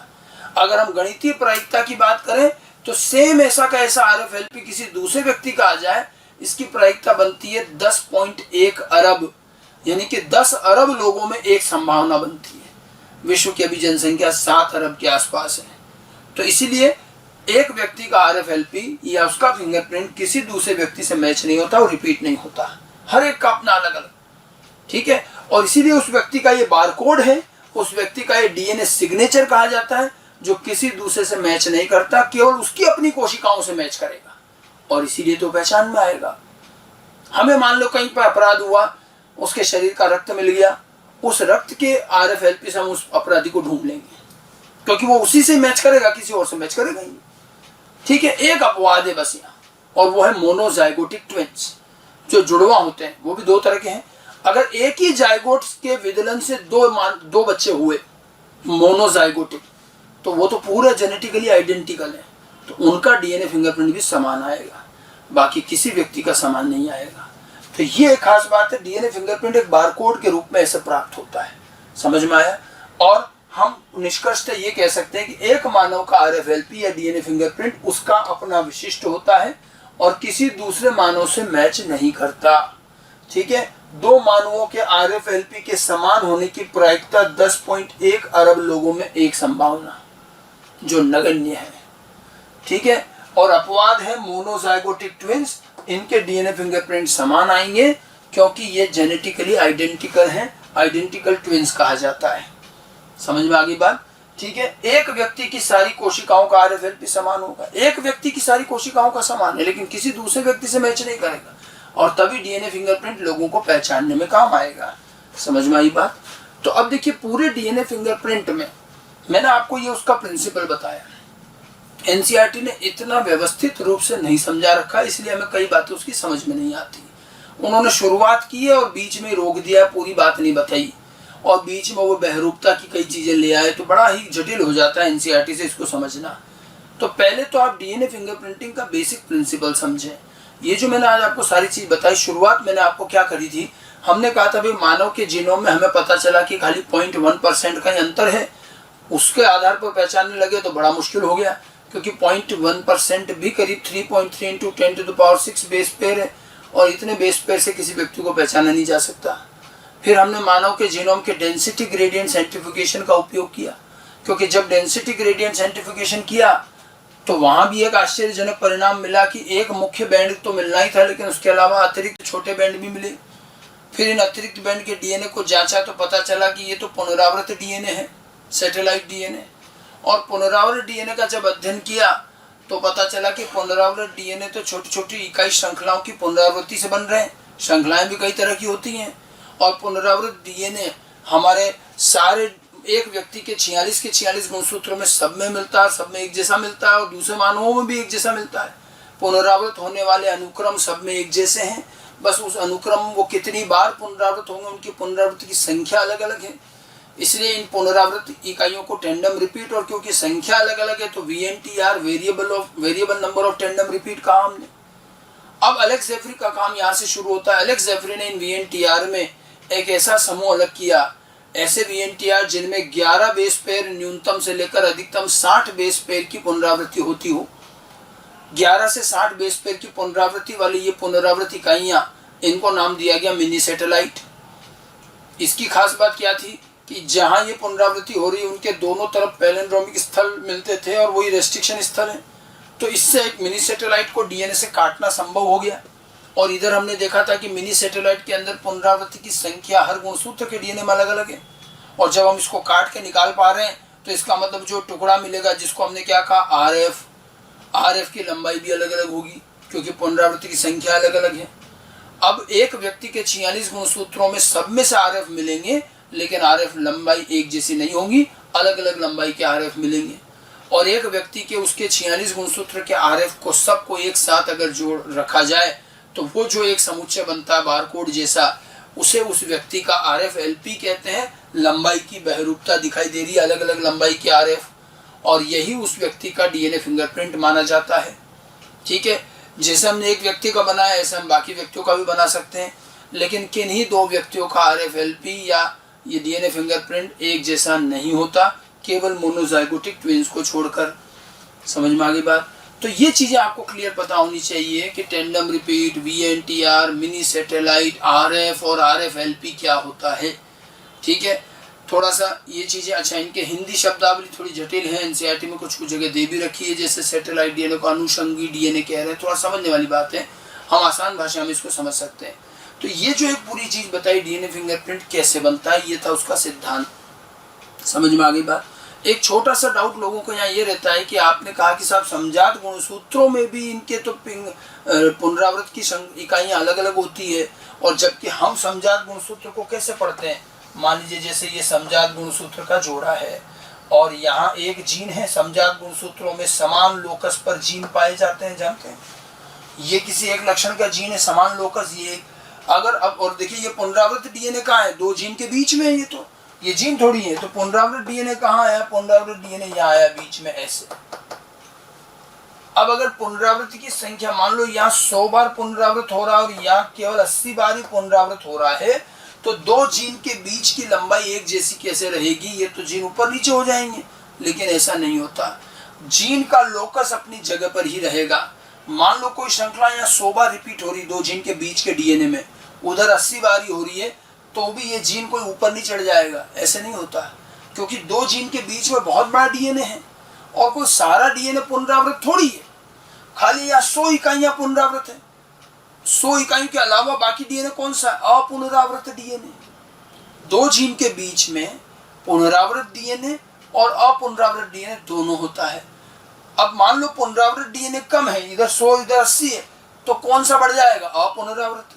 ध्यान रखिएगा, जीन के लोकस अपनी जगह से हिलते नहीं है और दो जीन की दूरी वही रहेगी। दो जीन के मध्य का जो डीएनए है उसमें अगर पुनरावृत ज्यादा है तो अपुनरावृत कम हो जाएगा, और इस तरह से दोनों के जीन अपनी अपनी जगह पर रहेंगे। इसमें 100 बार पुनरावृत्ति, इसमें 80 बार ही होगी, तो इधर वाले में अपुनरावृत डीएनए थोड़ा बढ़ जाएगा। और समजात गुणसूत्रों में भी पुनरावृत्ति की संख्या अलग अलग आती है, इसीलिए 46 गुणसूत्र के आरएफ अलग अलग लंबाई के बनते हैं। समझ में आई बात? ठीक है। अब यहाँ अंत में एक छोटी सी बात और समझ लेते हैं। एनसीईआरटी ने यहाँ पर बीच में एक पैराग्राफ में डीएनए बहरूपता घुसाई हुई है। एक्चुअली हमने भी पढ़ी, आरएफएलपी क्या है? एक प्रकार की बहरूपता है। देखिए, बहरूपता किसे कहते हैं? जिसके कई रूप हों, कहते हैं ना बहरूपिया। तो डीएनए में भी अगर डीएनए के कई रूप हुए तो डीएनए बहरूपता। जैसे डीएनए का एक अनुक्रम है, उसमें आपने जरा सा चेंज कर दिया, ठीक है, तो अब एक नया रूप बन गया। उसमें अधिकतर श्रृंखला तो समान, लेकिन थोड़ा सा अंतर आ गया। तो डीएनए के अंदर बदलाव होने से डीएनए के विभिन्न रूप बनते हैं, और डीएनए के विभिन्न रूपों को बहरूपता कहते हैं। डीएनए बहरूपता, डीएनए पॉलीमॉर्फिज्म का एक छोटा सा हिस्सा हमने यहाँ पर काम में लिया, आरएफएलपी। बस, आरएफएलपी एक प्रकार का डीएनए पॉलीमॉर्फिज्म है, लेकिन एनसीईआरटी ने थोड़ा सा डीएनए पॉलीमॉर्फिज्म और समझा दिया गया। आपको मैं क्लियर बता दूं डीएनए पॉलीमॉर्फिज्म के बारे में, ये अतिरिक्त चीजें जो एनसीईआरटी ने दे रखी है फिंगरप्रिंटिंग के साथ। डीएनए बहरूपता, ठीक है, डीएनए में म्यूटेशन के कारण, अब डीएनए में परिवर्तन होने का क्या मतलब हुआ? म्यूटेशन। डीएनए में परिवर्तन एक ही चीज से होता है, वो है म्यूटेशन। तो डीएनए में म्यूटेशन के कारण इसके कई रूप स्वरूप बन जाते हैं, और डीएनए के विभिन्न रूप को हम डीएनए बहरूपता कहते हैं। ठीक है, एक तो ये ध्यान रखना कि डीएनए के विभिन्न रूप सिर्फ म्यूटेशन से बनेंगे। जैसे मानव का ये पूरा जीनोमिक डीएनए, समझिएगा, हमारे जीनोमिक डीएनए के दो हिस्से हो गए, एक तो कोडिंग भाग और एक नॉन कोडिंग भाग। मतलब एक तो वो हिस्सा जो प्रोटीन कोड करता है, ठीक है, कोडिंग भाग कहते हैं। अब वो जीन के कोडिंग नॉन कोडिंग स्ट्रैंड नहीं कह रहा हूं, अब हम पूरे डीएनए को लेकर बात कर रहे हैं। जिसमें प्रोटीन कोड करने की क्षमता है वो कोडिंग भाग, ये बड़ा उपयोगी होता है और ये जीन वाला हिस्सा है। लेकिन ये पूरे डीएनए का केवल कितना है? 2% से भी कम। और जो नॉन कोडिंग है, जो कोई प्रोटीन कोड नहीं करता, कोई लक्षण नहीं बनाता, उसे अनुपयोगी या सैटेलाइट डीएनए कहते हैं। और ये होता है 98% से ज्यादा अनुषंगी डीएनए भी कह सकते हैं। समझ में आई बात? हमारे जीनों में ये तो कहा था कि 2% से भी कम हिस्सा है जो वास्तव में जीन है, जो लक्षण बनाता है, बाकी सब बेकार है। और आप देखिए इतने कितना बड़ा हिस्सा, 98%। कई बार मन में आता है कि इतना भारी वजन क्यों लेके चल रहे हैं, जब काम का तो 2% ही। एक जीन यहाँ है, फिर दूर जाके दूसरा जीन है, फिर और दूर जाके तीसरा जीन, और दो जीन के बीच में लंबे लंबे खाली गैप हैं, और ये इकट्ठे करते हैं तो 98% हो जाता है। जीन तो बेचारे द्वीप की तरह बिखरे हुए हैं, लेकिन ये भी जरूरी है। अब आप देखिए, डीएनए तो दोनों तरह का है। म्यूटेशन किस में होता है, जीन में या डीएनए में? ये बड़ा कंफ्यूजन है। म्यूटेशन डीएनए में होता है। डीएनए में, डीएनए का अनुक्रम में परिवर्तन आना म्यूटेशन है। अब म्यूटेशन तो कहीं भी हो सकता है, म्यूटेशन इसमें भी हो सकता है, म्यूटेशन इसमें भी हो सकता है। हम जरा देखें किसमें होने वाले म्यूटेशन का नुकसान ज्यादा है और हमें पता भी चलेगा। जैसे म्यूटेशन हमने इसमें भी करा दिया, म्यूटेशन इसमें भी हो सकता है। क्या इस कोडिंग भाग में होने वाले म्यूटेशन का हमें पता चलेगा? बिल्कुल चलेगा, क्योंकि ये जो कोडिंग भाग है तो जीन है, इसमें म्यूटेशन हुआ तो लक्षण बदल जाएंगे, और लक्षण बदलेंगे, प्रभावी से अप्रभावी एलील हो गया तो हमें तुरंत पता चलेगा। और किसी जीन में म्यूटेशन होता है तो क्या होता है, उसका एक नया एलील बन जाता है। और नए नए एलील बनना, कई सारे एलील का होना, बहुयुग्म विकल्पीय मल्टीपल एलील। तो जब भी जीन में म्यूटेशन होंगे तो मल्टीपल एलील विकसित होंगे। हमने जो मल्टीपल एलील पढ़ा था वो भी तो एक तरह का डीएनए पॉलीमॉर्फिज्म था, एक जीन के विभिन्न रूप, पॉलीमॉर्फिज्म। तो जीन में म्यूटेशन हुआ तो जीन का पॉलीमॉर्फिज्म, जिसे हम मल्टीपल एलील कहेंगे, और ये बिल्कुल हमें दिखेगा, पता चलेगा, क्योंकि इससे तो लक्षण बदल जाएंगे। लेकिन अगर इसमें म्यूटेशन हुआ तो क्या हमें पता चलेगा? ये कोई कैरेक्टर नहीं बनाता, और जब ये कोई लक्षण नहीं बनाता तो इसमें चाहे कितना ही म्यूटेशन करा लो, इसमें म्यूटेशन इकट्ठे होते रहेंगे, लेकिन किसी लक्षण में कोई फर्क नहीं पड़ेगा, हमें पता भी नहीं चलेगा। एनसीईआरटी भी लिखती है कि इस हिस्से में होने वाले म्यूटेशन पीढ़ी दर पीढ़ी इकट्ठे होते रहते हैं, लेकिन इससे कोई लक्षण नहीं बदलता। हाँ, लेकिन इसी में तो जाकर इसी नॉन कोडिंग डीएनए में तो हमारा पुनरावृत्त डीएनए है। अब इसमें म्यूटेशन से माना कि लक्षण तो नहीं बदल रहे, लेकिन पुनरावृत्त डीएनए में पुनरावृत्ति की इकाइयों की संख्या तो बदल जाएगी ना। मैंने आपको कहा था कि पुनरावृत्ति की संख्या अलग अलग होती है। कैसे हुई? म्यूटेशन से। मान लो एक ही इकाई श्रृंखला 100 बार रिपीट हो रही है, ठीक है। अब एक में म्यूटेशन हो गया तो एक जैसी अब 100 की बजाय 99 बची ना। तो पुनरावृत्ति की संख्या किसकी वजह से बदलती है? म्यूटेशन से। और ये पुनरावृत्त डीएनए है इस नॉन कोडिंग भाग में।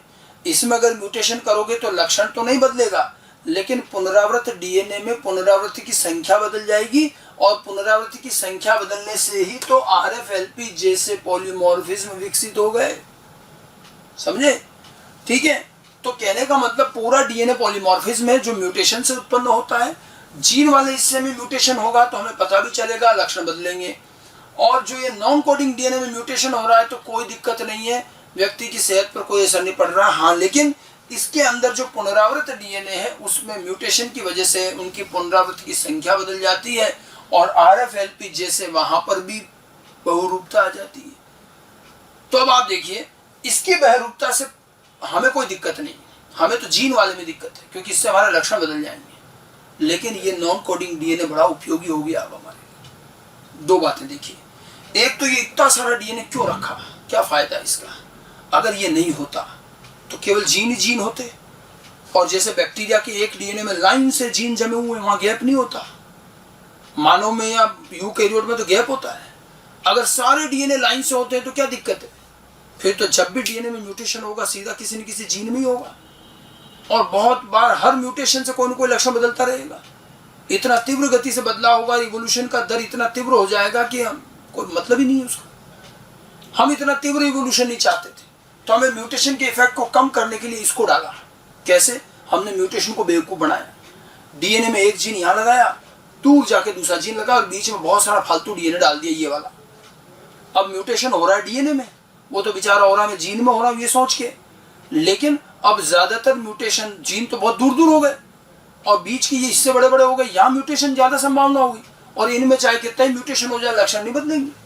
तो ये हमारा नॉन कोडिंग जो निष्क्रिय भाग है, इसमें म्यूटेशन खूब होते हैं, लेकिन इसमें म्यूटेशन होने से हमें कोई दिक्कत नहीं, बल्कि ये खुद म्यूटेट होकर हमारे जीन को बचा लेता है।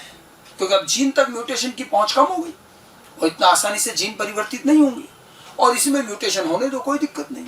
हाँ, इसमें होने वाले म्यूटेशन से RFLP जैसी चीजें बनती है जो हमारी पहचान में काम आ जाती है। तो हमारी आइडेंटिटी, हमारी पहचान, हमारा आइडेंटिटी कार्ड हमारा नॉन कोडिंग डीएनए बनाता है, और ये हमारे जीन को म्यूटेशन से बचाता है। हमारी पहचान हम इसी से करते हैं, ये भी बड़ा काम का है। ये पूरा डीएनए पॉलीमॉर्फिज्म है जो थोड़ा सा यहाँ पर समझा रखा है। ठीक है, मैंने आपको मल्टीपल अलील में भी बताया था कि नए अलील को नया अलील कब कहते हैं? जब पॉपुलेशन में उसकी आवृत्ति 0.01 से ज़्यादा हो जाए, यानी कि 1% से ज़्यादा हो जाए। वो सब चीज़ें एनसीईआरटी ने यहाँ दे रखी है। ठीक है, तो एक तो ये पॉलीमॉर्फिज्म थोड़ा सा और ध्यान रखना है। उसके साथ साथ एक शब्द एनसीईआरटी में और आया है, और वो आया है माइक्रो सैटेलाइट। अपन ने अभी क्या पढ़ा था? Mini satellite.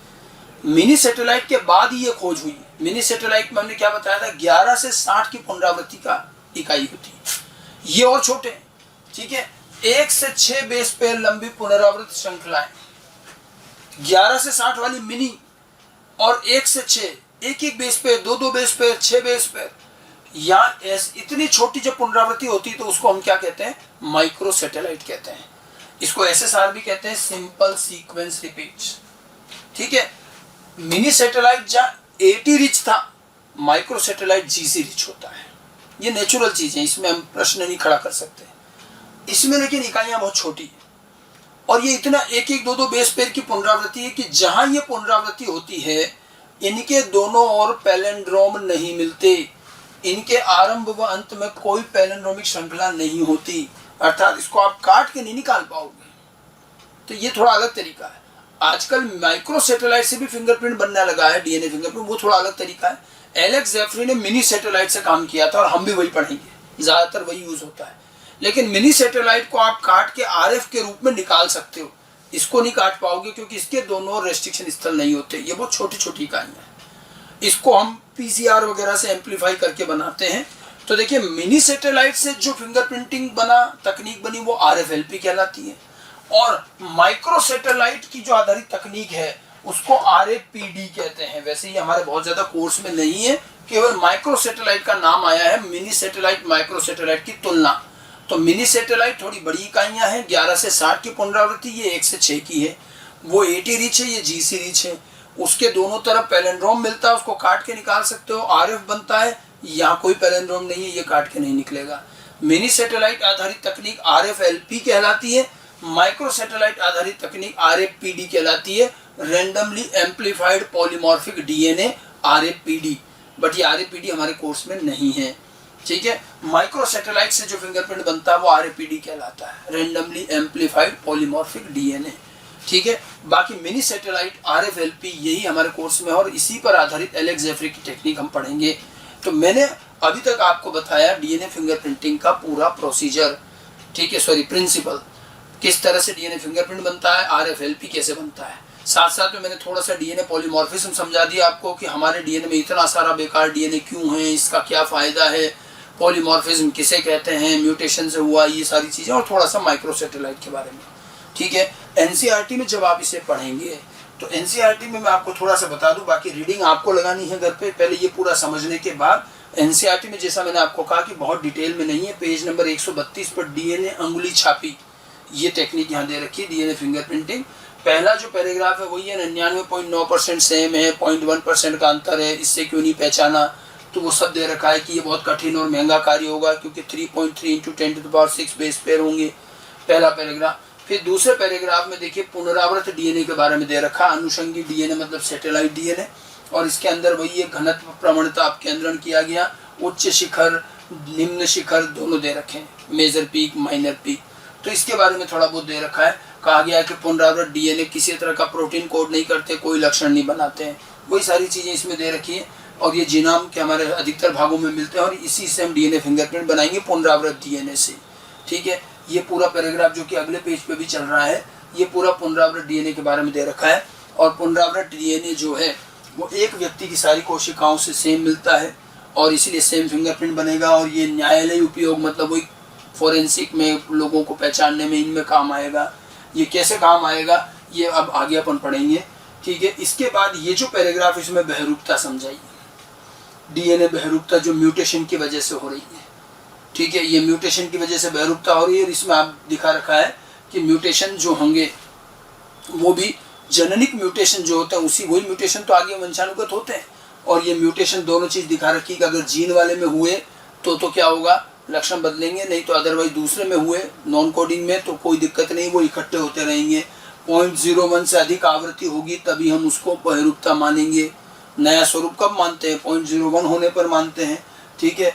और ये देख रखा है कि अगर हम इन अनुषंगी DNA के अंदर या म्यूटेशन होता है तो ये व्यक्ति को प्रभावित नहीं करता, ना उसकी जनन क्षमता प्रभावित करता, कुछ नहीं होता, ठीक है। ये सारा दे रखा है इसके अंदर।